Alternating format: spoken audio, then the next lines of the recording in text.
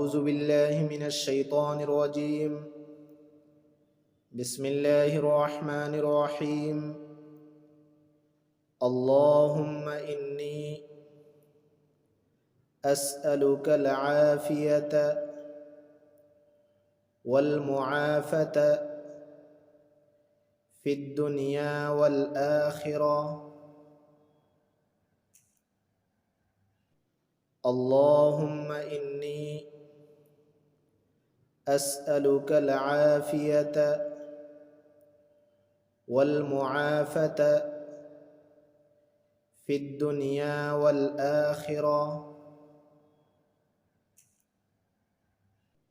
اللهم إني أسألك العافية والمعافاة في الدنيا والآخرة.